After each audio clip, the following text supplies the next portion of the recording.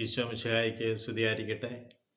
ഈശോ മിശിഹായിൽ സ്നേഹിക്കപ്പെടുന്ന മാതാപിതാക്കളെ, സഹോദരങ്ങളെ, ദൈവത്തിൻ്റെ അനന്തമായ കാരുണ്യവും സ്നേഹവും നമ്മുടെ മുന്നിൽ വന്ന് നിറയട്ടെ എന്ന് പ്രാർത്ഥിക്കുന്നു. 2 കൊരിന്തോസ് 12-ാം അധ്യായം 2-ാം തിരുവചനത്തിൽ പൗലോസ് ശ്ലീഹ ഇപ്രകാരം നമ്മൾ അരുളിച്ചെയ്യുന്നുണ്ട്. 14 വർഷങ്ങൾക്ക് മുമ്പ് സ്വർഗത്തിലേക്ക് 3-ാം സ്വർഗം വരെ ഉയർത്തപ്പെട്ട ഒരു വ്യക്തിയെ ക്രിസ്തുവിൽ എനിക്കറിയാം. ശരീരത്തോടു കൂടിയോ ശരീരമില്ലാതെയോ എന്ന് എനിക്കറിയില്ല, എന്നാൽ ദൈവത്തിന് അറിയാം. അവനെ പർദീസായിലേക്ക് അവിടുന്ന് ഉയർത്തി. ശരീരത്തോടു കൂടിയോ ശരീരം ഇല്ലാതെയോ എന്ന് എനിക്കറിയില്ല, എന്നാൽ ദൈവത്തിന് എല്ലാം അറിയാം. അവാച്യമായ കാര്യങ്ങൾ, അവാച്യവും മനുഷ്യന് വിവരിക്കുവാൻ സാധിക്കാത്ത വിധം ഉള്ള കാര്യങ്ങൾ അവൻ കേട്ടു. സ്വർഗത്തിലേക്ക് ഉയർത്തപ്പെട്ട പൗലോസിനെ കുറിച്ചാണ് നമ്മൾ കേൾക്കുന്നത്. പൗലോസ് ശ്ലീഹ കൊരിന്തോസുകാർക്ക് എഴുതിയ 13-ാം അധ്യായം 1-2 തിരുവചനത്തിലൂടെ കടന്നു പോകുമ്പോൾ ഇങ്ങനെയാണ് നമ്മൾ കാണുക. സ്നേഹമാണ് സർവോത്കൃഷ്ടം.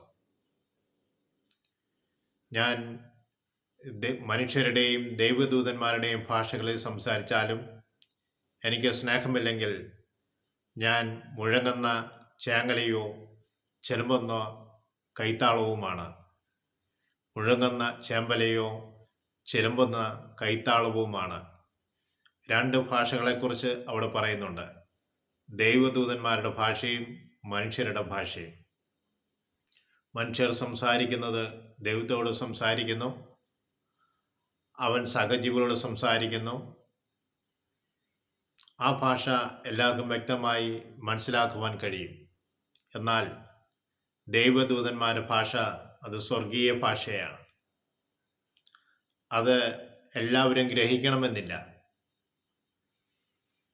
വരങ്ങളുടെ കാര്യങ്ങളിലേക്ക് പ്രവേശിക്കുമ്പോൾ 1 കൊരിന്തോസ് 14-ാം അധ്യായം 2-ാം തിരുവചനം ഇങ്ങനെ പറയുന്നുണ്ട്. ഭാഷാപരത്തോടെ സംസാരിക്കുന്നവൻ ദൈവത്തോടാണ് സംസാരിക്കുന്നത്.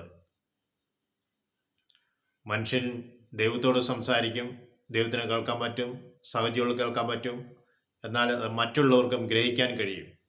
എന്നാൽ ഭാഷാപരമുള്ളവൻ അവൻ ദൈവത്തോട് സംസാരിക്കുന്നു.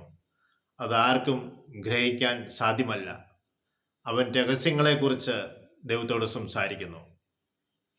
അപ്പോൾ അവൻ സംസാരിക്കുന്നത് ആത്മാവ് വെളിപ്പെടുത്തുന്ന രഹസ്യങ്ങളെക്കുറിച്ച് ദൈവത്തോട് സംസാരിക്കുകയാണ്. വീണ്ടും പറയുന്നത്, ഭാഷാപരം ഉപയോഗിക്കുന്നവൻ അത് തനിക്ക് തന്നെ അഭിവൃദ്ധി കൈവരിക്കുന്നു. അപ്പോൾ ഭാഷാപരത്തോട് ഉപയോഗിക്കുമ്പോൾ അത് ആത്മാവിൻ്റെ പല മേഖലകളിലേക്കും വാതിൽ തുറന്നു തരുന്നതായി നമ്മൾ കാണുന്നുണ്ട്. അതുകൊണ്ട് സ്നേഹമുള്ളവരെ, ഭാഷാപരത്തോടുകൂടി പ്രാർത്ഥിക്കുവാനും ഭാഷാപരത്തോടുകൂടി ഗാനങ്ങൾ ആലപിക്കുവാനും ഭാഷാപരത്തിൽ പ്രവചിക്കുവാനുമെല്ലാം ദൈവം നമ്മൾക്ക് കൃപ നൽകും. ഭാഷാപരത്തോട് പ്രാർത്ഥിക്കുമ്പോൾ നമ്മൾക്ക് ഒരിക്കലും ക്ഷീണമുണ്ടാവുകയില്ല. കാരണം നമ്മുടെ ആത്മാവാണ് പ്രാർത്ഥിച്ചുകൊണ്ടിരിക്കുന്നത്, ദൈവത്തോട് സംസാരിച്ചുകൊണ്ടിരിക്കുന്നത്. നമ്മുടെ ഹൃദയത്തിന് ഏറ്റവും സ്വീകാര്യമായ വ്യക്തിയോട് നമ്മൾ എത്ര മണിക്കൂർ സംസാരിച്ചാലും നമുക്ക് സംസാരം തീരുകയില്ല. എന്നതുപോലെ ഭാഷാപരത്തോടെ സംസാരിക്കുന്നവൻ ദൈവത്തോട് സംസാരിക്കുന്നത് കൊണ്ട് എത്ര മണിക്കൂർ വേണേലും അവന് സംസാരിക്കാൻ സാധിക്കും.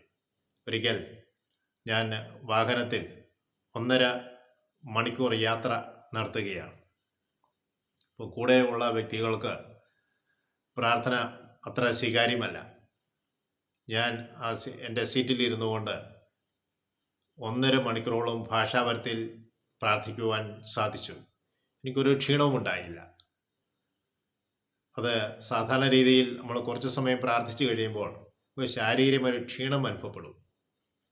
അത് നമ്മൾ മനസ്സുകൊണ്ട് പ്രാർത്ഥിക്കുന്നതാണ്, നമ്മുടെ ബുദ്ധി കൊണ്ട് പ്രാർത്ഥിക്കുന്നതാണ്, പല കാര്യങ്ങൾ ഓർത്ത് പ്രാർത്ഥിക്കുന്നത് കൊണ്ടാണ്.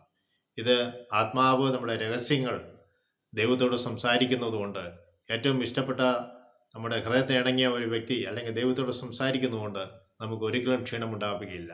തനിക്ക് തന്നെ അഭിവൃദ്ധി കൈവരിക്കുവാൻ ഇടവരുത്തും. അതുകൊണ്ട് സ്നേഹമുള്ളവരെ, ഭാഷാപരത്തോടെ പ്രാർത്ഥിക്കുന്നതും ഭാഷാപരത്തോടെ ഗാനങ്ങൾ ആലപിക്കുന്നതും ഭാഷാപരത്തോടെ പ്രവചിക്കുന്നതും നല്ലത് തന്നെയാണ്. തനിക്ക് തന്നെ അഭിവൃദ്ധി കൈവരുത്തും. എന്നെ ശ്രമിക്കുന്ന ഏവരുടെ മേലും പരിശുദ്ധാത്മാവിൻ്റെ അഭിഷേകം വന്ന് നിറയട്ടെ എന്ന് പ്രാർത്ഥിക്കുന്നു. ഭാഷാപരത്തോടെ പ്രാർത്ഥനകളെ കൃപ നൽകണമെന്ന് പ്രാർത്ഥിക്കുന്നു.